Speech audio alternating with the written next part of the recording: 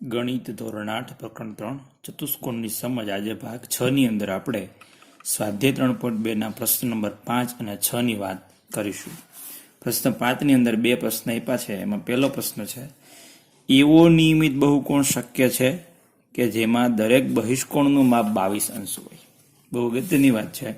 આપણને ખૂણાનું માપ આપી દીધું છે, બહારના ખૂણાનું, બહિષ્કોણનું. તો એવો નિયમિત બહુકોણ શક્ય છે કે જેના દરેક બહિષ્કોણનું 22 અંશ હોય. તો એ આપણે કેવી રીતે કહી શકીએ કે આકૃતિ દોરીને કરવા જવાય નહીં. તો આપણે શું કરવું પડે? જે બહિષ્કોણનું માપ આપેલું છે એને આધારે આપણે બાજુઓની સંખ્યા મેળવવાની. કારણ કે કોઈ પણ બહુકોણ હોય, પછી નિયમિત હોય કે અનિયમિત, એમાં બાજુઓની સંખ્યા હંમેશા પૂર્ણાંકમાં જ આવે. કે 3 બાજુ હોય કે 4 બાજુ હોય કે 5 બાજુ હોય કે 7 બાજુ હોય. કે કોઈ દિવસ 3.5 બાજુ કે 7.5 બાજુ કે 7.25 બાજુ કે 9 બાજુ, 9.25 કે 9.5 બાજુ હોય નહીં. એટલા માટે આપણે આ જે માપ આપ્યું છે એ બહિષ્કોણને આધારે આપણે એના બાજુઓની સંખ્યા મેળવીશું. જો બાજુઓની સંખ્યા પૂર્ણાંકમાં મળશે, બરાબર, બાજુની સંખ્યા પૂર્ણાંકમાં મળશે અથવા તો આપણે કહી શકશું કે આવા બહિષ્કોણ વાળા બહુકોણ શક્ય છે. તો આપણે સૌ પ્રથમ આપણને ખબર છે કે અહીં બહિષ્કોણનું માપ કેટલું છે? 22 અંશ. અહીં નિયમિત બહુકોણના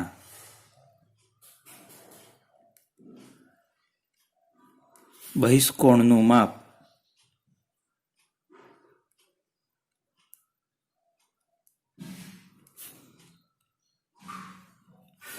22 અંશ છે. હવે આપણે જાણીએ છીએ કે ચતુષ્કોણના કોઈ પણ બહુકોણ હોય એના બહિષ્કોણોનો માપનો સરવાળો હંમેશા 360 હોય. અને એક બહિષ્કોણનું માપ આપ્યું છે એને આધારે આપણે બાજુઓની સંખ્યા, એટલે કે બહિષ્કોણોની સંખ્યા છે, એટલે ખૂણા હોય એટલે બાજુ, એટલે આપણે બહિષ્કોણની સંખ્યા મળે કે બાજુની સંખ્યા, આપણે ડાયરેક્ટ લખશું બાજુની સંખ્યા. માટે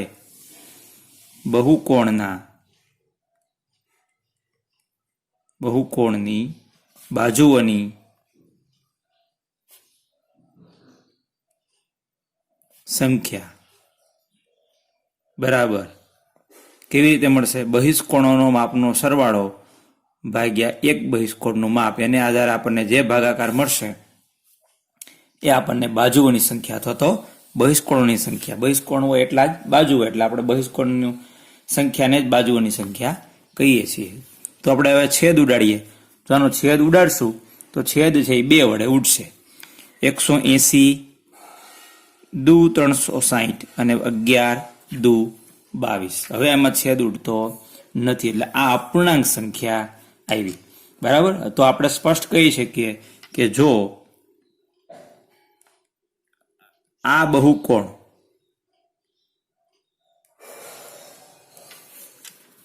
એ નિયમિત બહુકોણ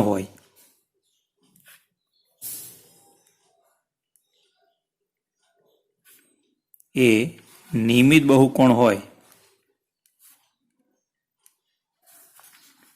તો તેની બાજુઓની સંખ્યા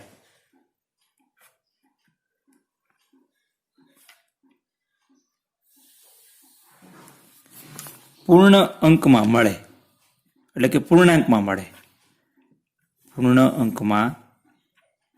મળે. પણ તમે જોઈ શકો છો અહીં બાજુની સંખ્યા કેવી મળી? અપૂર્ણાંક. 180/11. એવી કોઈ બાજુની સંખ્યા હોય નહીં. અહીં 180/11 એ અપૂર્ણાંક છે. માટે શું થાય? માટે જેના બહિષ્કોણનું માપ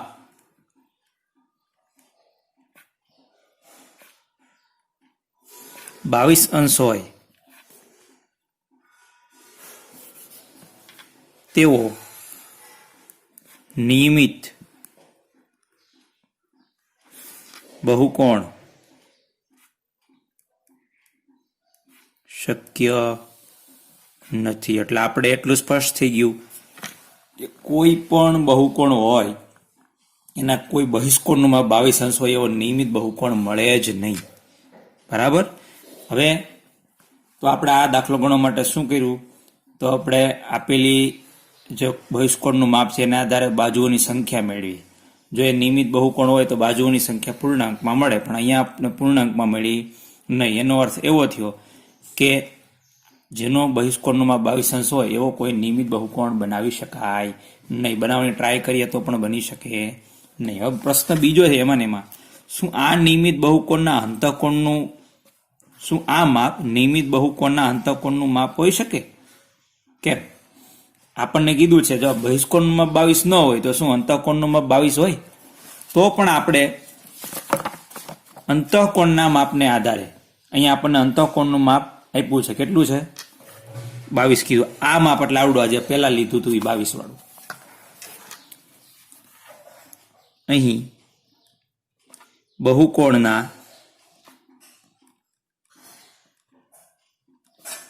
અંતઃકોણનું માપ, અંતઃ એટલે અંદરના ખૂણાનું, અંતઃકોણનું માપ 22 અંશ છે. તો આને આધારે આપણે બહિષ્કોણનું માપ મેળવી શકીએ, કારણ કે અંતઃકોણ અને બહિષ્કોણ બે એકબીજાના પૂરક કોણ હોય, એટલે સરવાળો 180 હોય, એમાંથી આને બાદ કરી દઈએ એટલે આપણને બહિષ્કોણનું માપ મળશે. માટે બહિષ્કોણનું માપ શું થાય? બહિષ્કોણનું માપ બરાબર 180 ઓછા અંતઃકોણનું માપ. 180 માંથી આપણે 22 કાઢી નાખીએ એટલે આપણને 158 મળે. 158 અંશ થાય. તો આપણે આ સ્ટેપ આટલું વધારાનું થયું. અહીં બહિષ્કોણ ડાયરેક્ટ આપી દીધો તો આપણે અંતઃકોણના માપને આધારે બહિષ્કોણ મેળવવો પડ્યો. હવે આ બહિષ્કોણ આપી દીધો છે, હવે બહિષ્કોણના માપને આધારે બાજુઓની સંખ્યા મેળવીએ. જો એ બાજુઓની સંખ્યા પૂર્ણાંકમાં મળે તો કહી શકાય કે જેનો અંતઃકોણનું માપ 22 હોય એવું બહુકોણ શક્ય હશે. અને જો બાજુઓની સંખ્યા આપણને પૂર્ણાંકમાં નહીં મળે તો આપણે એવું કહી દઈશું કે બહુકોણના અંતઃકોણનું માપ 22 હોય એવો બહુકોણ શક્ય નથી. તો આપણે હવે શું મેળવશું કે બહુકોણના બાજુની સંખ્યા,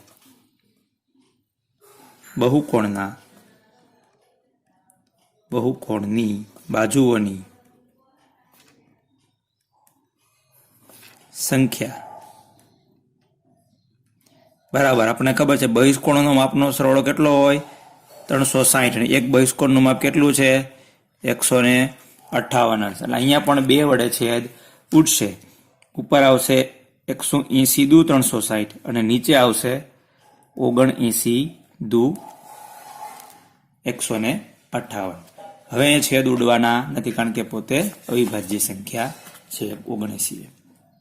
તો અહીંયા પણ તમને પૂર્ણાંક સંખ્યા મળી નહીં. બરાબર. તો આપણે કહી શકીએ કે જો આ બહુકોણ નિયમિત હોય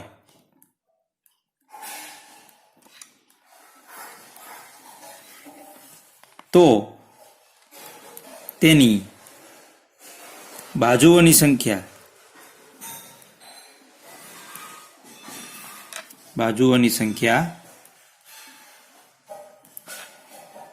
પૂર્ણ અંકમાં મળે.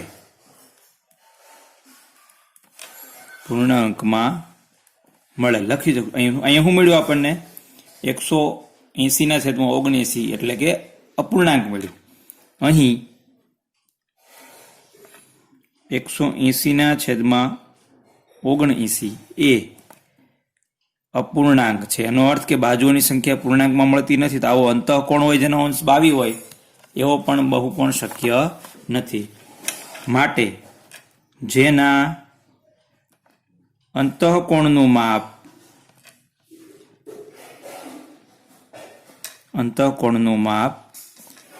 22 અંશ હોય તેવો નિયમિત બહુકોણ શક્ય નથી. બરાબર. તો આપણે અહીંયા એવું સાબિત કર્યું કે જેના અંતઃકોણનું માપ 22 અંશ હોય એવો નિયમિત બહુકોણ શક્ય નથી અને બહિષ્કોણનું માપ 22 હોય એવો પણ નિયમિત બહુકોણ શક્ય નથી. હવે દાખલો છઠ્ઠો પ્રશ્ન છે, નિયમિત બહુકોણમાં અંતઃકોણનું માપ ઓછામાં ઓછું કેટલું હોઈ શકે? બરાબર સાંભળજો. નિયમિત બહુકોણમાં અંતઃકોણનું માપ ઓછામાં ઓછું કેટલું હોય? અંદરના ખૂણાનું માપ ઓછામાં ઓછું. હવે આપણને ખબર છે કે નિયમિત બહુકોણ હોય એના બાજુઓની સંખ્યા ઓછામાં ઓછી કેટલી હોય? તો કે 3. અને એ કોણ? તો કે સમબાજુ ત્રિકોણ. તો સમબાજુ ત્રિકોણના ત્રણેય ખૂણાનો માપનો સરવાળો કેટલો હોય? 180. એટલે આપણને દરેક ખૂણાનું માપ કેટલું મળ્યું? 60. એટલે અંતઃકોણનું માપ ઓછામાં ઓછું 60 થાય. પછી જો આપણે ચતુષ્કોણ લઈએ તો ચતુષ્કોણના ચાર ખૂણા થાય, એના અંતઃકોણનું માપ છે એ વધી જાય. નિયમિતની વાત છે, નિયમિત બહુકોણની દરેકનું માપ 60 કરતાં વધી જાય. પંચકોણ લઈએ તો પણ 5 ખૂણાનું માપ 60 કરતાં વધી જાય. બરાબર. એટલે ઓછામાં ઓછું 60 હોય. તો આપણે લખી શકીએ અહીંયા સમબાજુ ત્રિકોણના સંદર્ભમાં જ વાત કરવી પડે કે નિયમિત બહુકોણમાં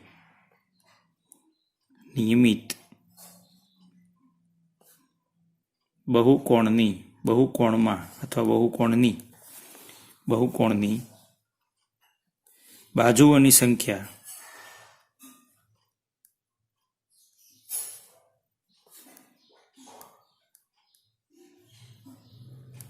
ઓછામાં ઓછી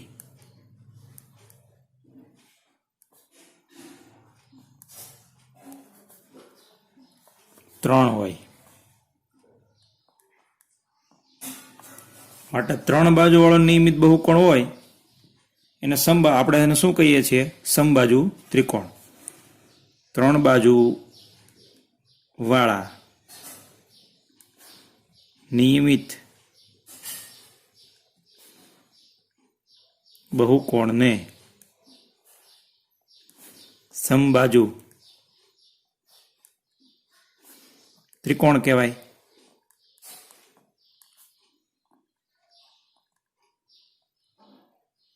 અને સમબાજુ ત્રિકોણમાં દરેક ખૂણાનું માપ કેટલું હોય? 60 અંશ હોય. તથા સમબાજુ ત્રિકોણના દરેક અંતઃકોણનું માપ, કારણ કે અંદરના ખૂણાની જ વાત છે, અંતઃકોણનું માપ 60 અંશ હોય. માટે આપણે કહી શકીએ નિયમિત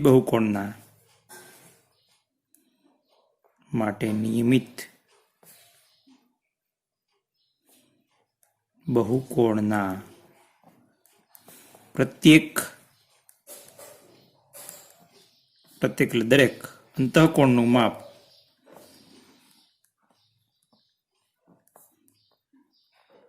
ઓછામાં ઓછું, આનાથી નાનો ખૂણો હોય એવો નિયમિત બહુકોણ બનાવી શકાય નહીં. ઓછામાં ઓછું 60 અંશ હોય. આ આપણો પ્રશ્નનો જવાબ થઈ ગયો. હવે એનાથી ઉલટો પ્રશ્ન પૂછ્યો તો નિયમિત બહુકોણમાં બહિષ્કોણનું વધુ માપ કેટલું હોય? બહુ અગત્યની વાત છે. હવે આપણને ખબર છે, માની લો કે આ ત્રિકોણ છે, ભલે નિયમિત નથી, આપણે નિયમિત ત્રિકોણની વાત કરીએ.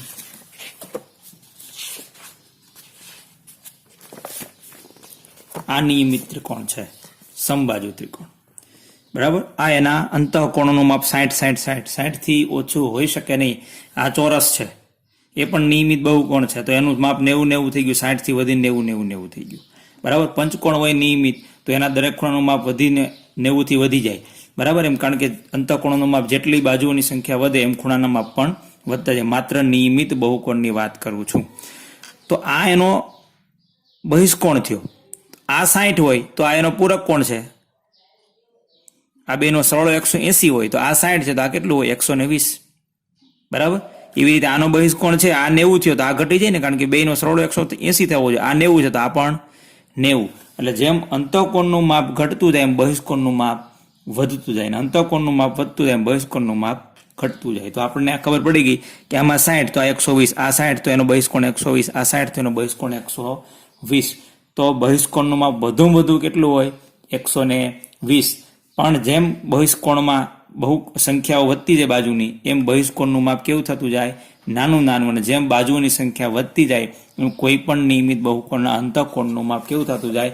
વધતું જાય. તો આપણે હવે શું લખશું? આપણને જવાબ ખબર પડી ગઈ 120 વધુ વધુ હોય તો નિયમિત બહુકોણના પ્રત્યેક અંતઃકોણનું માપ નિયમિત બહુકોણના દરેક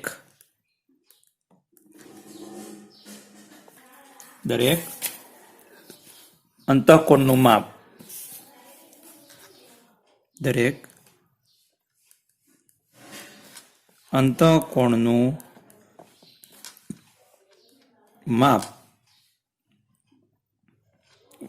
અથવા તો એવું લખીએ નિયમિત બહુકોણમાં અંતઃકોણનું માપ વત્તા તેના એટલે આના, અથવા તો દરેક અંતઃકોણનું માપ વત્તા તેના બહિષ્કોણનું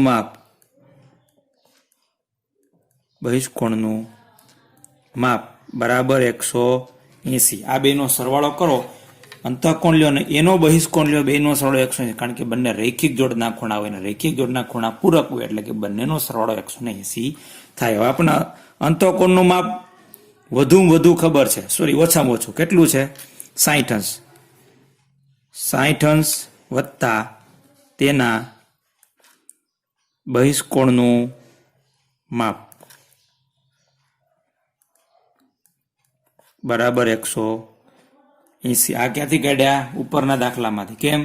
શું કીધું છે? અંતઃકોણનું માપ ઓછામાં ઓછું આટલું હોય તો બહિષ્કોણનું માપ વધુમાં વધુ. તો આપણે વધુમાં વધુ બહિષ્કોણનું માપ મેળવવાનું છે. તો આ ઓછામાં ઓછું હોવું જોઈએ. આપણને ખબર છે ઓછામાં ઓછું 60 હોય, એનાથી નાનું હોઈ શકે નહીં.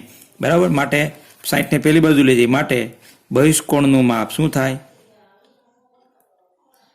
બહિષ્કોણનું માપ બરાબર 180 અંશ ઓછા 60 અંશ બરાબર 120 અંશ. તો આપણે કહી શકીએ કે બહુકોણના બહિષ્કોણનું માપ વધુમાં વધુ 120 અંશ હોય.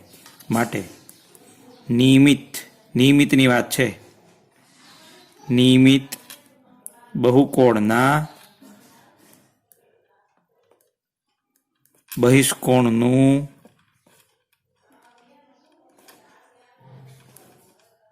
વધુમાં વધુ માપ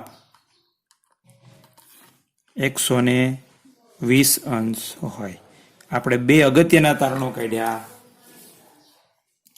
કે કોઈ પણ નિયમિત બહુકોણ હોય એના અંતઃકોણનું ઓછામાં ઓછું માપ 60 અંશ હોય અને કોઈ પણ નિયમિત બહુકોણ હોય એના બહિષ્કોણનું વધુમાં વધુ માપ 120 અંશ હોય. એવી રીતે આપણે આ બંને વસ્તુ યાદ રાખવાની છે, કારણ કે ગમે ત્યારે આપણે એનો ઉપયોગ કરવાનો થશે. આ ઉપરાંત આપણને કોઈ ખૂણો આપ્યો હોય, એ ખૂણાવાળો બહિષ્કોણ નિયમિત બહુકોણ શક્ય છે કે કેમ એના વિશે પણ આપણે અહીંયા માહિતી મેળવી.